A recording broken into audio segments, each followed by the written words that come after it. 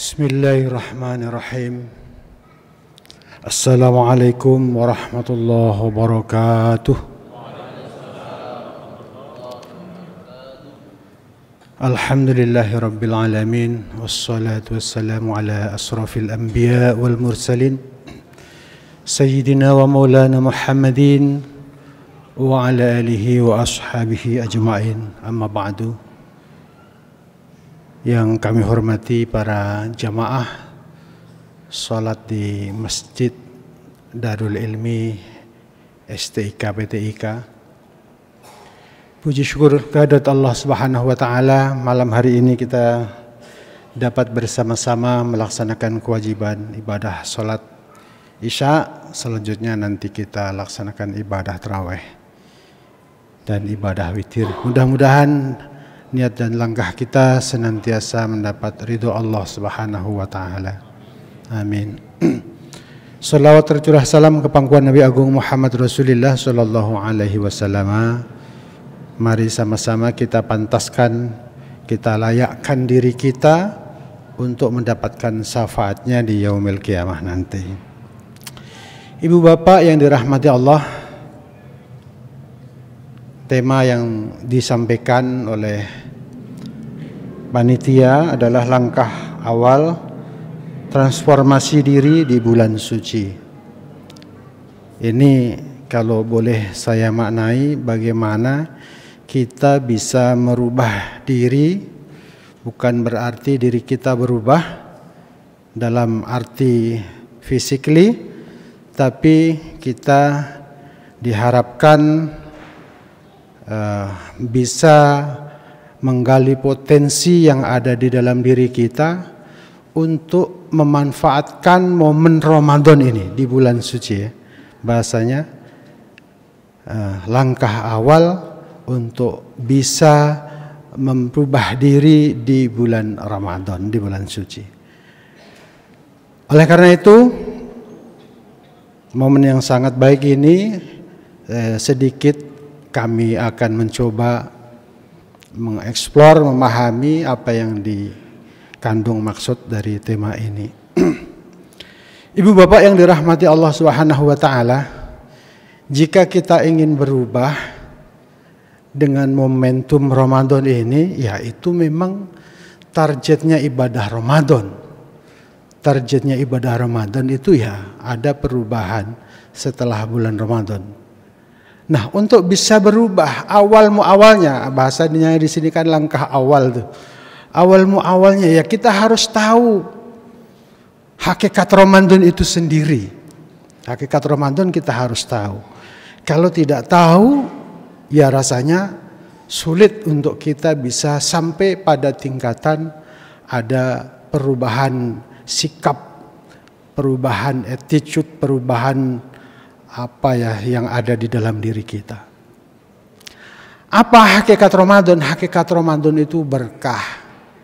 Ramadan barokah. Syahrul Mubarak, bulan yang penuh berkah. Apa maksudnya? Bulan yang penuh kebaikan. Apa maksudnya penuh kebaikan? Allah yang memberikan kebaikan di bulan Ramadan itu. Bukan kita. Tetapi Allah yang memberikan. Kita tinggal mau mengambil atau tidak.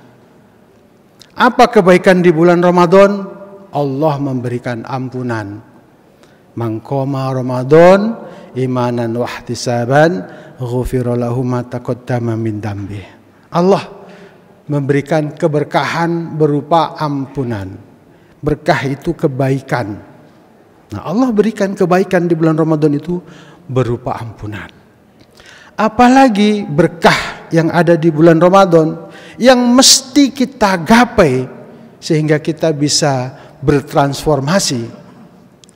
Allah di sana memberikan informasi bahwa bulan Ramadan itu melalui Kanjeng Nabi Muhammad tentunya ya akan dilipat gandakan pahala bagi orang yang beramal soleh.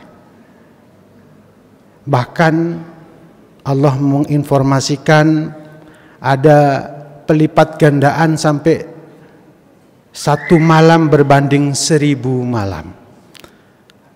Lailatul Qadri khairum min alfi syahr. Bukan berbanding malah, tapi lebih baik. Satu malam khairun min alfi, lebih utama, lebih baik, lebih mulia dari 1000 malam. Kalau lebih itu bukan artinya 1001, tapi sampai tidak ada batas, unlimited. Ada kebaikan di bulan Ramadan. Bulan Ramadan Allah memberikan kebaikan, memberikan berkah. Apa itu? Bulan sedekah. Afdhalus sedekah di Ramadan, sebaik-baiknya sedekah di bulan Ramadan. Apalagi bulan Ramadan, keberkahan yang Allah berikan, Allah jadikan bulan Ramadan momentum diturunkannya Al-Qur'an. Oh, ya Allah.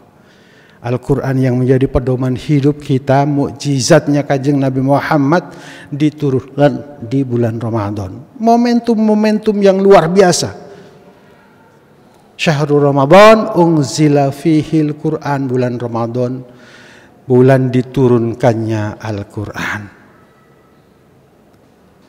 Hudal linnas wa bayyinatin minal huda wal furqan. Dan yang paling penting dari bulan Ramadan adalah Allah jadikan momen Ramadan untuk berpuasa. Allah wajibkan kita berpuasa. Faman syahida minkumus syahra falyasum, kata Allah, barang siapa yang bersaksi, bertemu, berjumpa. Hari ini kita semua bertemu, berjumpa di bulan Ramadan tahun ini. Faman syahida minkumus syahra falyasum, maka aku wajibkan kamu semua untuk berpuasa. Jadi ini dasar hukumnya yang memerintahkan kita wajib berpuasa di bulan suci Ramadan. Dan puasa inilah berkah yang paling besar. Puasa. Kata Kanjeng Nabi melalui hadis yang qudsi, Allah akan amal ibadah manusia itu untuk manusia sendiri. Tapi kecuali ila saum, kecuali puasa. Puasa untukku, kata Allah. Puasa itu untukku. Wa ana ajzi bihi, dan aku yang akan membalas pahalanya.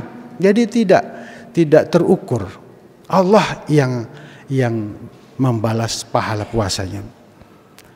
Hadirin sidang Jumat yang dimuliakan oleh Allah. Jika kita bisa menggapai, ini adalah apa ya? Janji Allah, ini adalah panen yang diberikan oleh Allah. Tergantung kita mau ambil apa tidak. Nah, hadirin yang dirahmati Allah Subhanahu wa taala. Disinilah masalahnya. Seringkali Ramadan harusnya kita menggapai berkah, tapi yang terjadi mohon maaf, malah zong, kita tidak dapat. Nah, ini yang tentu kita tidak inginkan. Ketika Ramadan kita hanya zong saja. Ada potensi-potensi itu setidaknya karena apa? Satu, karena kita abai, menganggap biasa Ramadan. Kita menganggap ya Ramadan ya memang itu bulan, 12 bulan berputar pasti akan ketemu. Orang yang berprinsip seperti ini tidak ada perubahan, tidak ada perbedaan. Mau Ramadan, enggak Ramadan, setelah Ramadan, sebelum Ramadan, tidak ada pengaruhnya sama sekali. Nah, orang-orang yang seperti ini tentu bagaimana bisa menggapai Ramadan, berkah Ramadan? Tentu tidak dapat. Yang kedua, ada juga yang sudah tahu bahwa Ramadan itu keberkahannya luar biasa, mulianya luar biasa, tetapi menunda-nunda. Karena apa? Besok masih ada Ramadan, tahun depan masih ada Ramadannya lagi. Ibu bapak yang dirahmati Allah, tahun depan memang mungkin masih ada Ramadan lagi. Tahun depannya mungkin memang masih ada Ramadan lagi. Tapi yang jadi pertanyaan, apakah ada jaminan bahwa kita masih bisa hidup sampai Ramadan tahun depan? Nah ini. Bagi orang yang menunda-nunda, tidak memanfaatkan, tidak mau panen berkah Ramadan ini, ya tentu dia akan kehilangan. Zong. Sekali lagi zong. Dan potensi yang berikutnya ini memang sudah diwartakan oleh Kanjeng Nabi. Banyak orang yang beribadah Ramadan, beribadah melaksanakan Secara kuantitas iya, tapi apa kata Kanjeng Nabi? Ini bukan prediksi, tapi ini adalah informasi. Kamin so'imin laisa lahu jazaun min syamihi ilal ju' wal atos. Betapa banyak loh, Kanjeng Nabi ini yang ngendikan, betapa banyak orang yang beribadah Ramadan tetapi dia tidak mendapat nilai. Dia zong. Naudzubillah summa naudzubillah. Ibu bapak yang dirahmati Allah, tentu kita semua tidak ingin sia-sia Ramadan tahun ini, karena memang kita tidak ada jaminan bisa ketemu Ramadan tahun depan. Umur tidak ada yang tahu. Kullu nafsin dha'iqatul maut. Semua yang bernyawa pasti mati. Walikulli ummatin ajal. Setiap umat itu ada batasnya. Fa idza jaa ajaluhum, dan ketika batas itu sudah sampai, la yastakhiruna sa'atan. Tidak bisa diakhirkan sa'atan, sedetik sekalipun. Wala yastaqdimun, dan juga tidak bisa dimajukan sedetik sekalipun. Inilah takdir Allah Subhanahu wa taala. Oleh karena itu mari kita gapai supaya kita bisa bertransformasi di akhir nanti. Karena ini langkah awal, maka mari sama-sama kita benahi niat kita, ibadah kita niatkan hanya untuk Allah. Ikhlas. Ikhlas ini memang ilmu yang mudah diucapkan, tapi sangat-sangat sulit untuk dilaksanakan. Tetapi bagaimanapun kita harus berupaya sekuat tenaga untuk mencapai kategori ikhlas. Salat kita karena Allah, tarawih kita karena Allah, puasa kita karena Allah. Tidak ada yang untuk yang lain. Ini yang pertama. Yang kedua yang harus maksimal, secara kuantitas kita harus berlomba-lomba menggapai. Kalau kita leha-leha, santai-santai, ya kita kehilangan momen untuk panen ini. Secara kuantitas dan kualitas tentu.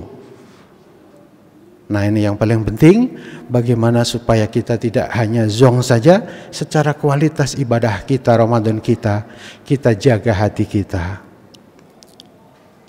Kita jauhkan dari penyakit-penyakit hati, penyakit iri, penyakit dengki, penyakit susah, Bu.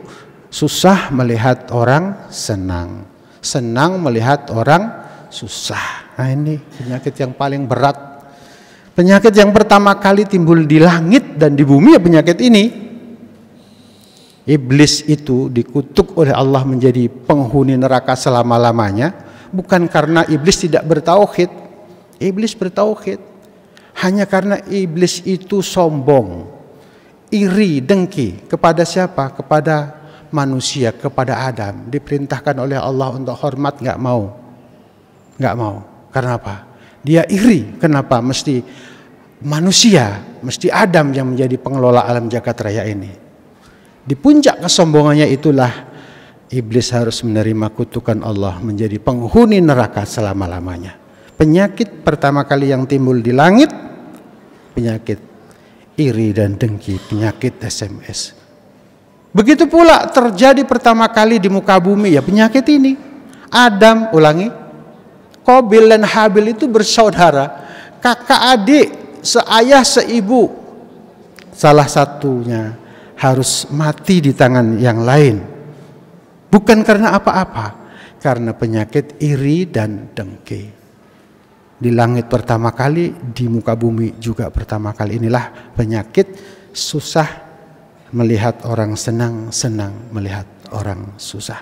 Bapak Ibu yang dirahmati Allah, penyakit ini, ya'udzubillah min dzalik, penyakit ini itu berkembang biak subur di hati-hati yang memang ya potensinya sombong, yang potensinya ujub. Ini berkembang biak di sini, tumbuh subur. Karena itulah ada pengajian setiap waktu, karena itulah puasa, untuk mengerem, menghilangkan tidak mungkin. Ibu bapak yang dirahmati oleh Allah Subhanahu wa taala, penyakit ini biasanya diawali dengan selalu saja buruk sangka, enggak ada orang baik. Orang itu ya temannya ganti HP dicurigai, temannya dapat jabatan dicurigai, temannya pindah dicurigai. Nauzubillah min dzalik. Dan ini memang sudah dideklarasikan Allah. Biasanya orang seperti ini juga nggak selesai sampai di situ. Dia mencari-cari kesalahan. Kata Allah apa? Ya ayyuhalladzina amanu jtanibu katsiran minadh-dhanni inna ba'dadh-dhanni itsmun. Hai orang-orang yang beriman, ya ayyuhalladzina ijtanibu, jauhilah olehmu katsiran minadh-dhanni, kebanyakan dari buruk sangka. Inna ba'dadh-dhanni, karena sebagian dari buruk sangka itu adalah ismun, dosa. Nah, orang yang udah buruk sangka nggak selesai di situ. Dia akan kejar cari dari mana kok bisa. Bahasanya Allah, wala tajassasu, dan janganlah kamu mencari-cari kesalahan orang lain. Tentu bukan dalam konteks pro justisia ini.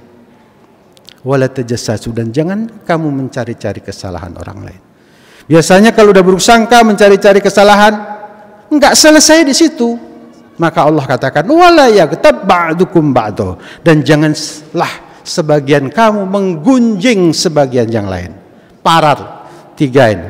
Buruk sangka, mencari-cari kesalahan, terus menggunjingkan. Menggunjing itu membicarakan di belakangnya. Kalau di depannya, di pengadilan itu namanya konfrontasi. Enggak tahu. Yang dilakukan merah, dibicarakan putih. Yang dilakukan kuning, dibicarakan hitam. Naudzubillah. Maka kata Allah, ayuhibbu ahadukum ayyakula lahma akhihi maitan. Allah mengatakan, ada pertanyaan gaya bahasanya, apakah kamu suka memakan daging saudaramu sendiri? Nah, ini orang yang menggunjing itu diibaratkan begitu.